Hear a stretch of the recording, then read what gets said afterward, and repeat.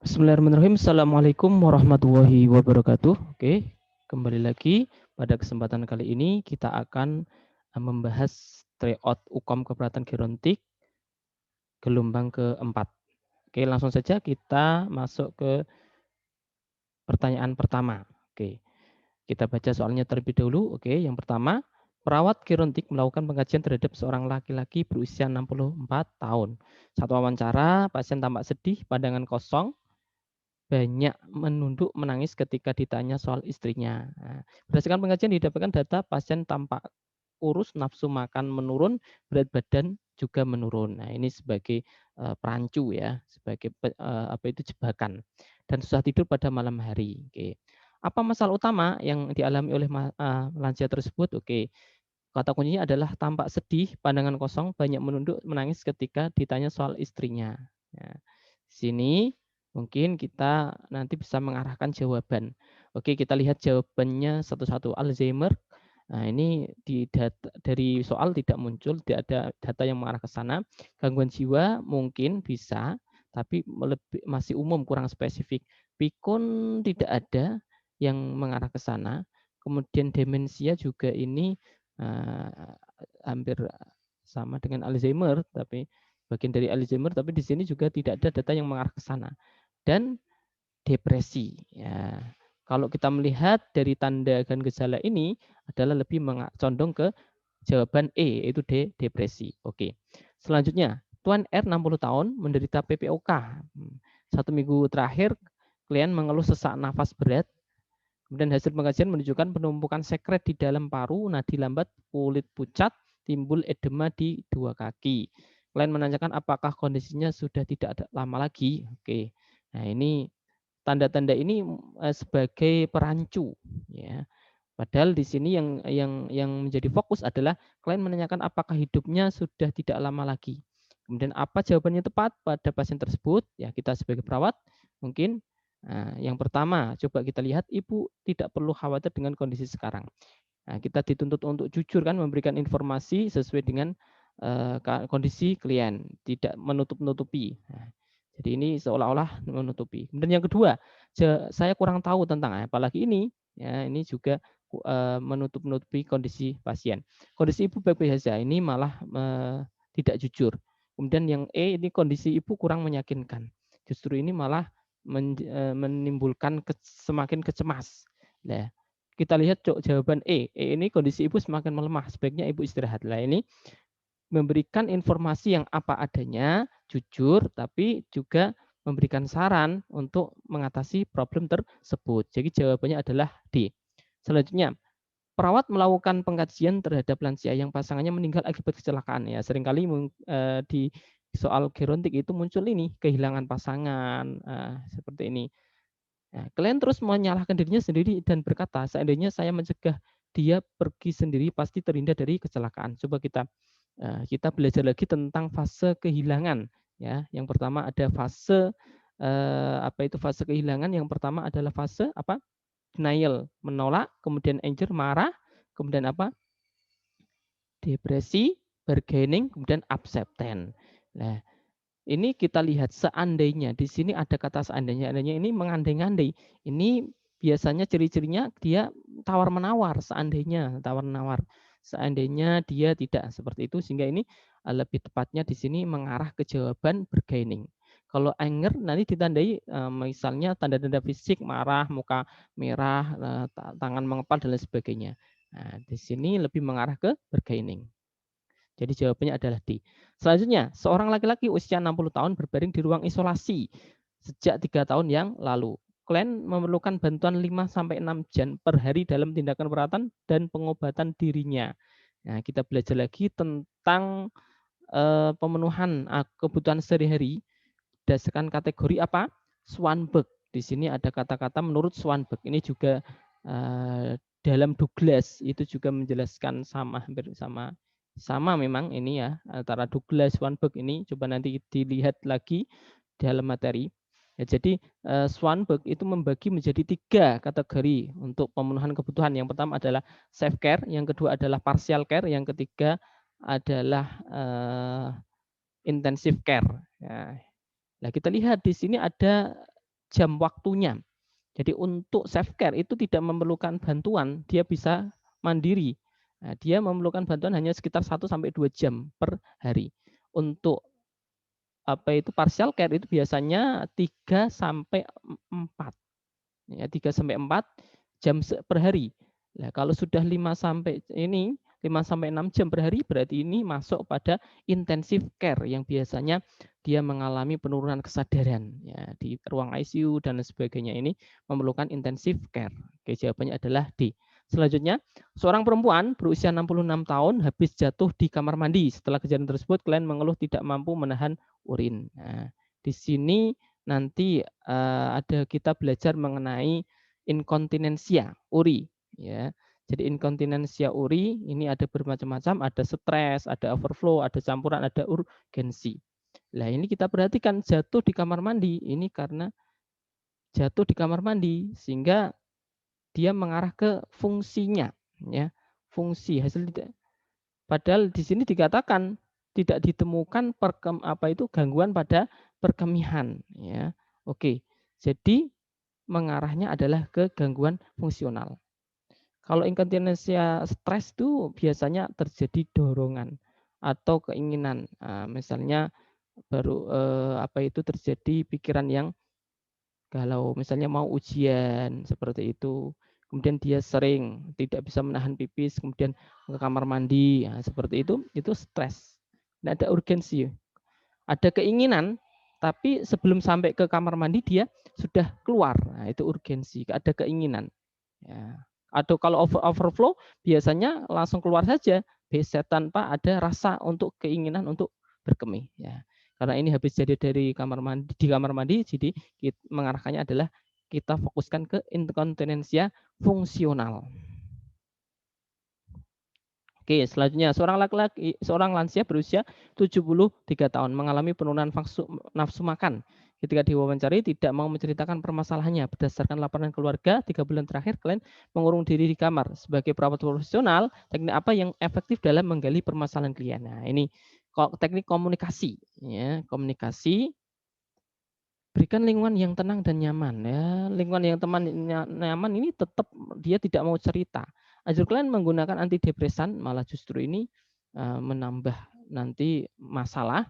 Kemudian kalau C, anjurkan klien melakukan perawatan secara mandiri. Ya dia tidak mau, apalagi dia masih menyendiri memikirkan permasalahan yang dialami. Untuk E, anjurkan klien untuk memberikan perawatan khusus pada klien tersebut. Anjurkan keluarga ini juga, tapi supaya dia adalah mau di sini wawancara, mau menceritakan permasalahannya, di sini tujuannya adalah ini. Jadi kita sebagai perawat adalah yaitu memberikan perhatian yang terus-menerus. Jadi jawabannya adalah D. Selanjutnya, seorang laki-laki ya, seorang laki-laki berusia 67 tahun mengeluh nyeri saat buang air kecil. Setelah dilakukan pemeriksaan didapatkan hasil bahwa klien menderita gangguan prostat dan terjadi spasme kandung kemih. Ya. Klien sering miksi 2 jam sekali dan mengeluarkan urin tanpa sadar segera setelah keinginan berkemih. Jadi ini ada dorongan ya, ada keinginan tapi tidak bisa menahan, belum sampai ke kamar mandi sudah keluar. Jadi ini ada berarti ini urin karena dorongan ya. Bukan karena fungsional, tadi fungsional karena ada jatuh misalnya itu ya. Kalau refleks ini tidak, apalagi urin total ini tadi tahu-tahu sudah keluar. Jadi ini karena ada dorongan, gangguan prostat tadi ya, karena ada dorongan dari dalam sehingga dia rasa ingin berkemihnya tinggi tapi sudah keluar duluan. Nah, ini namanya inkontinensia uri dorongan. Selanjutnya, seorang perempuan berusia 70 tahun dirawat di Wisma Lansia sejak 5 bulan yang lalu dengan diagnosa medis PPOK. Pada saat pengkajian, keluhan utamanya pasien cemas dengan kondisi karena semakin hari semakin memburuk. Setiap hari pasien murung dan takut dengan kondisinya. Apakah diagnosa keperawatan yang muncul dari kasus di atas? Ya. Jadi di sini kita coba menentukan kunci jawabannya, menentukan keywordnya. Pada saat pengkajian keluhan utamanya pasien cemas pada kondisinya karena semakin memburuk. Setiap hari pasien murung dan takut dengan kondisinya. Ini jadi mungkin ini, apa itu, pikirannya itu fokus ke permasalahannya. Dia tidak menemukan solusi, tidak menemukan jadi lebih ke apa itu coping-nya, ya. Sehingga kalau ansietas, ini ansietas, cuma dia setiap hari murung terus-menerus, camas, dan kondisinya semakin menurun. Nah, dia merasa takut dengan kondisinya. Nah, sehingga ini semakin buruk, sehingga dia lebih ke coping-nya. Jadi jawabannya adalah coping individu tidak efektif. Selanjutnya, seorang laki-laki berusia 69 tahun dirawat di rumah sakit karena BPH. Klien mengatakan sering BAK, abdomen tegang, urin terus menetes setelah berkemih.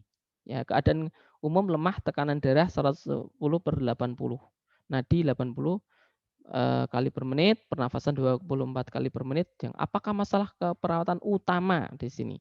Sudah jelas ya, di sini lebih ditonjolkan di sini adalah tentang urin, ya. Jadi abdomen tegang, urin terus-menerus menetes. Nah, ini lebih sehingga tidak salah lagi kita pilihnya harusnya adalah gangguan eliminasi BAK. Nyeri ada, tapi nyeri ini akibat abdomen tegang, ini adanya retensi urin.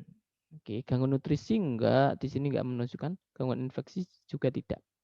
Selanjutnya seorang laki-laki usia 60 tahun datang ke IGD. Nah, karena keluhan badan lemas sejak 2 hari yang lalu. Hasil pengkajian menunjukkan penurunan berat badan, sering merasa haus dan sering kencing pada malam hari. Suhu badan 38 derajat Celcius, mukosa mulut kering, turgor kulit, kembali dalam waktu 5 detik ini. Jadi dari data-data ini mengarah ke apa? Nah, sudah mesti jawabannya adalah gangguan volume cairan. Di sini ada berat badan, sering merasa haus, turgor kulit, mukosa kering. Nah, di sini ya, nyeri nggak ada, inkontinensi nggak ada. Nah, sehingga kita pilih jawabannya adalah E. Selanjutnya adalah seorang laki-laki berusia 60 tahun diantar keluarga ke rumah sakit dengan keluhan utama terasa nyeri saat buang air kecil dan aliran tidak lancar. Terdapat distensi pada sisi pubis. Nah, ini saat dipalpasi. Apakah tindakan yang paling tepat? Nah, biasanya ini sudah tahu, ini sudah mudah menebaknya. Seringkali Bapak Ibu di rumah sakit mungkin sudah berpengalaman ini. Jadi jawabannya kalau ada kasus seperti ini biasanya dipasang dower catheter. Selanjutnya, seorang perempuan berusia 67 tahun datang ke poligeriatrik diantar oleh keluarganya. Saat wawancara, klien menjawab dengan kata-kata yang tidak ada kaitan dengan pernyataan. Klien merasa bingung dan konsentrasinya menurun. Ini coba perhatikan di sini ada klien menjawab dengan kata-kata yang tidak ada kaitannya. Ya, ini berkaitan dengan apa? Proses pikir. Proses pikir itu ada beberapa, ada flight of idea, ya, pikirannya itu meloncat dari topik satu ke topik yang lain. Nah, kemudian ada sirkumstansial, pikirannya muter-muter, ditanya apa, jawabnya apa, muter terus tapi nanti sampai ke tujuan apa yang diinginkan.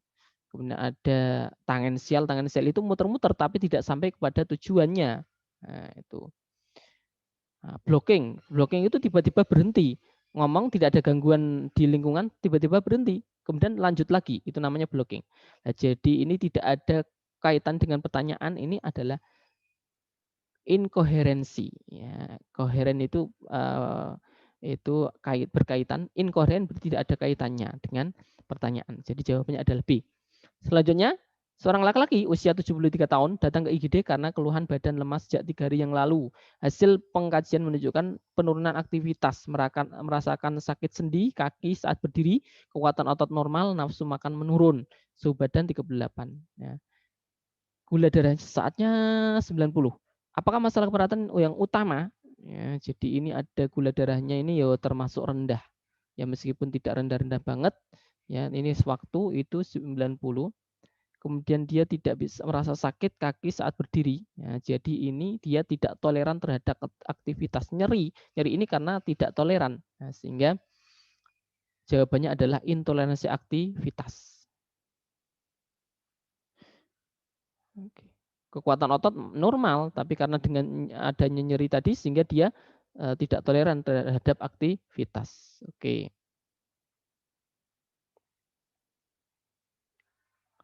Selanjutnya adalah ini.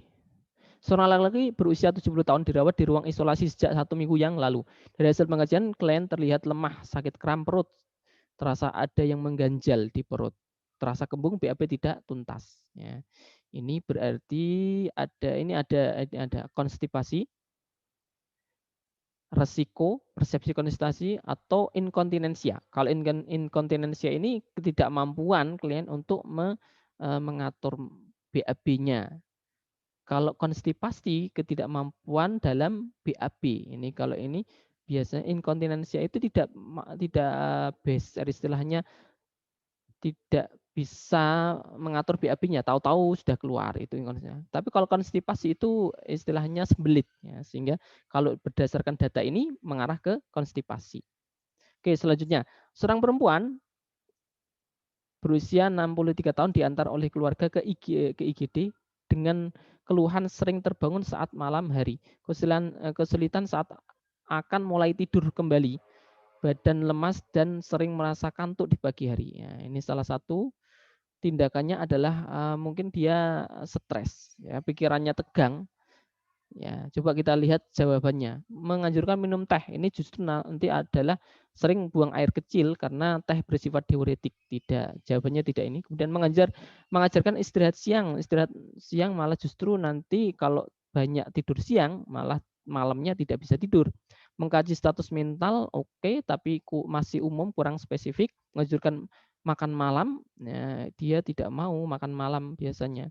Nah, untuk supaya dia rileks biasanya adalah susu yang bisa menjadikan seorang itu rileks. Sehingga jawabannya adalah salah, menganjurkan minum susu sebelum tidur. Selanjutnya, seorang perempuan berusia 90 tahun merasa bahwa hidupnya kosong, tidak berdaya, tidak berguna, dan sering bosan. Nah, ini tanda-tanda mengarah ke apa? Kelemahan, tidak, kecemasan, enggak, penerikan diri, tidak, gangguan mental. Jadi lebih tepatnya kalau data-data ini hidup kosong, tidak berdaya, tidak berguna, dan sering bosan ini mengarah ke depresi. Jadi jawabannya adalah depresi. Dan selanjutnya, seorang lelaki berusia 60 tahun tinggal di Panti Werida. Klien merupakan seorang pensiunan polisi yang selalu berpakaian rapi dan sering memerintah sama penghuni panti. Klien sulit diatur dan mau menang sendiri. Ya, ini ada beberapa kasus di lansia. Ya, biasanya seorang yang mungkin ketika mudanya berambisi atau ambisius. Nah, ketika tuanya dia akan mengalami keadaan yang gangguan ini. Ya. Jadi ini masuk ke post power syndrome, ya, dari berdasarkan ini. Jadi jawabannya adalah post power syndrome. Oke, selanjutnya. Seorang laki-laki berusia 65 tahun tinggal di Panti Breda dengan keluhan terjadi penurunan pendengaran, pandangan kabur, ya, dan mobilisasi dibantu menggunakan kursi roda. Pada pengajian fisik dapatkan klien mengalami penurunan kekuatan otot ekstremitas bawah. Diagnosa keberatan prioritas pada ini. Ini ada penurunan kekuatan otot, kemudian dibantu dengan kursi roda, pandangan kabur nih, ini adalah sebagai perancu saja penurunan pendengaran, pandangan kabur ya. Sehingga jawabannya adalah ini. Gangguan mobilitas fisik karena ada kekuatan otot, menggunakan kursi roda, ya, mobilisasi dibantu ini lebih mengarah ke gangguan mobilitas fisik.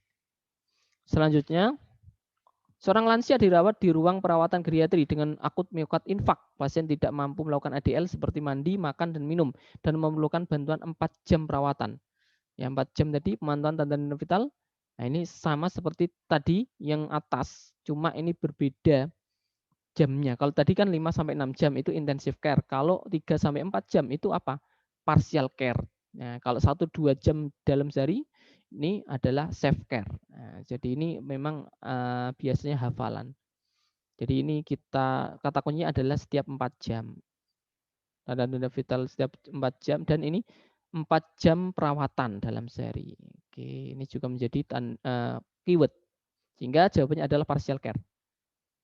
Oke, yang terakhir, Tuan D berusia 70 tahun dirawat di ruang isolasi Panti Werida sejak 3 hari yang lalu. Klien mengeluhkan sesak pada saat dilakukan pengkajian RE 34, HR 100 kali per menit.